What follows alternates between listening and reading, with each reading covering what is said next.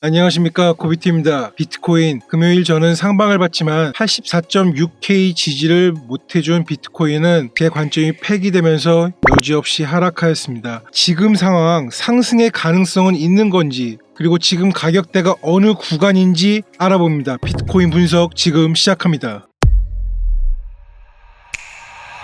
비트코인은 이렇게 하락하던 22평 위로 잘 올라오는 듯 하였으나 금요일 그 상승의 가능성을 무산시키면서 다시 하락하였습니다. 자, 오늘 월요일 이 CME 차트에서 주말 하락으로 이렇게 다시 한번 갭 하락을 만들고 지금 월요일 캔들을 만들고 있는 상황입니다. 4시간 봉 차트에서 확인해 보면은 이렇게 강력한 3번의 하락 이후 이런 작은 반등들이 이어져 온 형태였습니다. 그리고 거기서 저는 이 반등들의 마무리인 추가 펌핑을 기대했었습니다. 그리고 그 발화점은 PC 발표가 될 줄 알았지만 PC 예상 수치가 모두 상회하면서 인플레이션 압박이 높다는 의미의 수치들로 발표되었습니다. 그래서 금요일 관점 폐기 구간이었던 이 84.6K가 무너진 뒤에 토요일 텔레그램에 이렇게 CME 차트와 바이낸스 차트의 22평에 위치한 일본 캔들의 위치가 다른 점을 분석하고 추가 하락 가능성을 말씀드렸습니다. 그리고 실제로 추가 하락이 주말에 나온 상황입니다. 자, 이 부분이 앞으로 비트코인 흐름을 파악하는 키포인트가 될 텐데요. 차트적으로 이렇게 주요한 지지 레벨에 지지를 실패하면은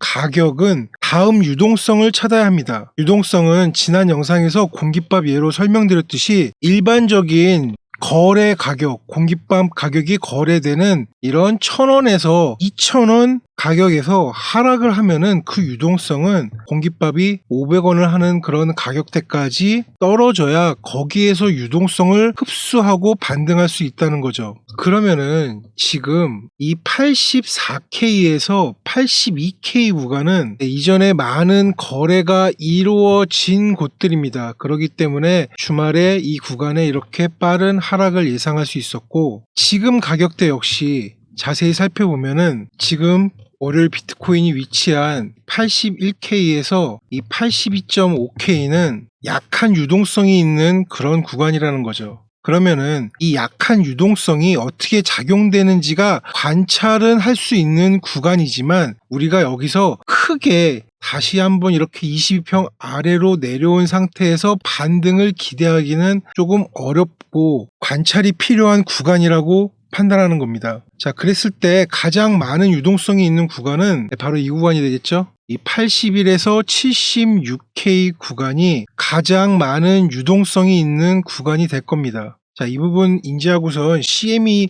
차트 4시간 봉에서 좀 확인을 해보면요. 하락, 상승, 상승 실패, 그리고 다시 하락. 그러면은 이 하락이 유동성을 흡수 후 반등 시작 가능성이 있는 곳은 앞에서 말씀드렸듯이 이 구간이 되는 겁니다. 80K인 구간부터가 롱 진입을 시도할 수 있는 그런 포인트라고 보는 겁니다. 네, 지금 저는 다시 한번 비트코인의 반등을 말하고 있습니다. 22평적으로도 돌파 후 지지는 실패했지만 이제는 22평의 기울기가 이렇게 완만해진 상황입니다. 자, 이전에도 22평 위로 캔들이 올라왔지만 다시 하락을 하면서 유동성을 찾고 반등했던 이 부분을 좀 자세히 살펴보면요. 자, 이렇게 22평 지지를 실패하면서 하락을 합니다. 그리고 이전 저점을 살짝 깨면서 유동성을 확보하죠. 작은 유동성 확보기에 그 다음날 반등이 실패로 끝납니다. 이후 다시 한번 저점을 더 낮추면서 이번에는 더 아래에서 유동성을 이렇게 확보하면서 빠르게 반등. 그러나 이번에도 돌파를 실패. 이후에는 한 번 더 저점을 극단까지 낮추고 올리고 했지만 여전히 실패하는 그런 형태입니다. 그리고 최종적으로 한 번 더 낮추고 가장 마지막에 낮춘 이후에 이제서야 반등을 시작하는 그런 형태입니다. 자, 다시 한번 설명드릴게요. 캔들이 22평 위에서 지지를 받고 상승할 줄 알았지만 다시 하락한 이후에 이 저점에서 유동성을 확보하고 그 다음날 상승하지만 실패. 그리고 한 번 더 저점을 낮추면서 이 부분에서 57K에서 유동성을 받고 상승하였지만 실패. 이후에는 시장이 계속적으로 저점을 더 낮췄습니다. 더 낮췄지만 실패. 그리고 한 번 더 낮췄지만 또 실패. 이번에 아예 고점까지 낮아진 상황. 그러면은 시장은 이 가격대에서는 이제 실패니까 이 가격대를 무시하고 가격을 극단으로 하락시키면서 이런 부분까지 내려와서 여기서 유동성을 확보한 이후에 그리고 나서 지속적으로 상승을 합니다. 그리고 최종적으로 여기서 돌파를 못했던 22평을 다시 한번 돌파하지만 하락해서 여기서 리테스트, 과연 돌파가 맞는지, 시장이 정말 매수세가 있는지 여기서 확인하고 쭉 이후에 상승하는 이런 형태가 시장의 원리라는 거죠. 자, 그렇기 때문에 이렇게 금요일 돌파를 실패한 비트코인이 유동성을 확보하고 찾는 과정이 저는 이번 주라고 생각합니다. 그리고 그 유동성 확보에서 우리가 생각해야 될 저점은 이런 80K 그리고 최저점인 76K까지 그 반등을 예상을 해볼 수 있다는 거죠. 앞에서 설명드렸듯이 이 구간 딱히 유동성을 크게 확보하고 이 전체를 반등할 만한 그런 구간이 아니라는 뜻입니다. 그런데 지금 시장에서 좀 더 특이한 점은 금요일 PC 발표 수치가 높아지면서 인플레이션 압력이 높아지고 이렇게 금요일날 달러 인덱스도 하락인데 미 증시까지 같이 하락을 하였습니다. 이는 일반적이지 않은 현상입니다. 시장은 단순한 긴축 우려를 넘어서 장기 경기 침체와 같은 더 큰 불확실성을 우려하고 있음을 시사하는 것입니다. 결국 지금 모든 자산의 이 반등은 시장 전반의 불안 심리가 확대된 결과로 해석할 수 있는 겁니다. 반대로 이 금은 지난주 금요일부터 다시 한번 지금 이렇게 신고가를 형성하면서 상승 중입니다. 이 현상을 전문가들은 이렇게 봅니다. 지금 보시는 차트는 세계 각국 중앙은행들이 보유한 공식 준비 자산의 금이 차지하는 비율, 1990년도부터 지금까지 이 파란색 선이 금이 각국 중앙은행들의 보유한 공식 준비 자산에 차지하는 비율입니다. 그리고 이 빨간색 선은 해외 국가들이 보유한 미국 국채의 비율을 나타낸 겁니다. 1990년부터 이 2000년대 초반까지는 글로벌화가 진행되면서 미국 달러가 세계적인 준비 통화로 자리를 잡았습니다. 그렇기 때문에 미국 국채의 해외 보유 비율도 급증을 했던 거죠.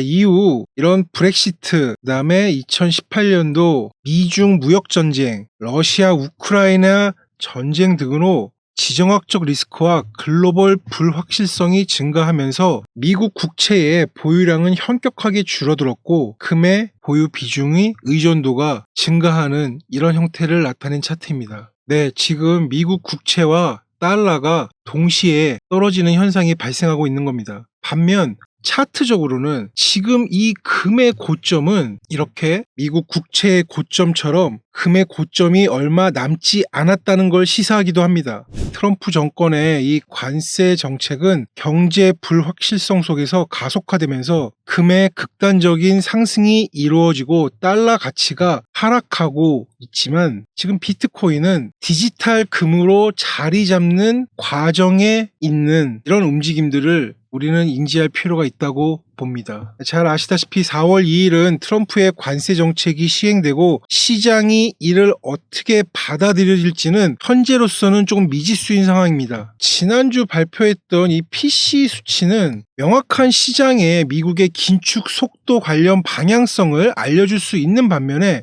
이 4월 2일날 트럼프의 관세 정책은 비트코인 가격에 상당히 복합적인 요소입니다. 관세 정책이 너무 강경해서 높은 수치의 관세를 각국에 매기면은 국제 정서가 이를 받아들이는 기조라면은 달러 인덱스가 오를 수 거고, 만일 이 부분이 부정적으로 받아들여진다면은 같이 모든 자산이 하락할 수 있는 형태죠. 반면에 굉장히 강력한 관세 정책임에도 불구하고 국제 정세가 그래 미국 니네가 짱이야, 니네가 다 해먹어, 이를 인정하는 기조라면은 달러 인덱스가 오르면서 이 부분이 이 달러를 기반으로 한 비트코인의 긍정적인 영향으로 미칠 수 있는 그런 지금 두 가지 부분이 모두 혼재되어 있는 상태라고 볼 수 있습니다. 네, 그리고 반면에 관세 인상이 예상보다 좀 낮거나 투자자들이 우려를 크게 불러일으키지 않는 상태라면은 최악의 시나리오는 피했다는 긍정적 해석으로 인해 주식시장을 비롯한 우리 비트코인의 위험자산에 자금이 좀 유입되면서 상승할 수도 있는 그런 시나리오가 있습니다. 거기에 지금 시장에 굉장히 많이 나오는 이 글로벌 M2 지표가 비트코인 가격보다 10주 앞서서 선행된다는 그런 내용들이 많이 나오고 있습니다. 이 가설이 주목을 받고 있는 이유는 비트코인의 이 11월 상승과 그리고 상승 이후에 하락을 모두 같이 예상을 하고 움직였기 때문에 지금 이 글로벌 M2와 비트코인의 10주 선행 이론이 굉장히 시장에서 주목을 받고 있습니다. 근데 조금 생각해 보셔야 될 게 글로벌 M2 좀 설명을 드리면요. 글로벌 M2는 세계 주요 국가들의 시중에 풀린 돈의 양을 나타내는 지표입니다. 그런데 그 계산식을 보면은 유로, 일본, 중국, 영국, 기타 통화의 그 통화량을 모두 달러 기준으로 이렇게 환산합니다. 그렇기에 이 글로벌 M2 지표는 달러 인덱스와 매우 밀접한 그런 관계입니다. 즉 이렇게 달러 인덱스가 올라가면은 글로벌 M2는 떨어지는, 왜냐하면은 앞에 공식에서 이 각국 통화량을 달러로 나눈 수치이기 때문에 이렇게 지금 글로벌 M2가 올라간다는 것은 달러 인덱스가 떨어진다는 그런 공식이 성립이 될 수가 있는 거죠. 그렇단 말은 이 달러 인덱스를 거꾸로 뒤집으면 글로벌 M2와 비슷한 차트를 보일 수 있습니다. 자, 이런 맥락에서 이 전 골드만삭스 펀드 매니저고 현 투자인사이트를 제공하는 GMI CEO인 라울 팔은 글로벌 M2가 비트코인 가격보다 이렇게 10주 먼저 선행된다 예상했고, 작년 말부터 달러 인덱스와 미 증시가 같이 움직이는 비트코인에 한층 좀 희망적인 그런 시나리오로 지금 작용 중입니다. 저는 이 이론을 전적으로 좀 믿기보다는 현지 시장에 풍부한 이 글로벌 M2의 지금 유동성 부분에는 어느 정도 공감을 합니다. 그 자금들이 곧 투자의 증대로 이어질 것이지만 미국 경제의 불확실성이 해소되는 지점이 주요 이슈가 되는 그런 포인트입니다. 자, 이 말씀을 드리는 이유는 지금 이 트럼프 행정부의 이 특이한 움직임이 분명 머지않아 새로운 패러다임을 만들어낼 것이라는 점 때문입니다. 그리고 그 흐름이 올해 비트코인의 새로운 공식을 탄생시킬 그럴 형태라고 보고 있습니다. 지금 비트코인 상승에 가장 필요한 거는 강력한 수급 거래량이 있어야 합니다. 코인베이스 일봉 차트에서 3월 11일 분명히 약한 반등에서 많은 거래량이 없었던 비트코인은 그 결과가 PC 수치가 높은 포인트에서 다시 하락을 하였고, CME 차트에서도 지금 여전히 필요한 건 거래량, 수급입니다. 그리고 그 수급은 언제나 이런 많은 거래가 이루어지는 것이 아닌 극단 저점에서 나온다는 게 포인트입니다. 여기까지 들으시면은 저점을 좀 기다려야 되나 이렇게 생각하시겠지만, 여러분, 시장의 반등은 항상 생각보다 굉장히 빠르게 이루어집니다. 큰 하락과 반등은 거의 동시에 이루어지는 게 비트코인입니다. 이 예로 멀리 볼 필요도 없이 작년 8, 9월 차트만 봐도 유동성 그리고 최저점을 찾는 과정은 강력한 하락에 단 이틀이었습니다. 이 이틀만 집중하면은 우리는 하락의 공포에서 굉장히 좋은 그런 반등의 기회를 찾을 수 있는 겁니다. 자, 저는 이런 현상이 4월 2일 무역협정 공식 발표 이후에 시장이 이를 어떻게 받아들이는지에 따라서 그 과정에서 생길 가능성이 높다 판단합니다. 자, 이 부분 염두에 두면서 하락의 공포와 유동성 흡수가 동시에 나타나는 시점 공략해서 좋은 수익 내셨으면 합니다. 저희 관점 진행 사항은 고비트 텔레그램에 업로드하면서 이후 브리핑 계속 꾸준히 이어가도록 하겠습니다. 텔레그램 링크는 영상 하단에 있으니 참조하시기 바라면서, 하락과 반등은 굉장히 동시에 나온다는 이 포인트 꼭 잊지 마시기 바랍니다. 이상 고비트였습니다. 감사합니다.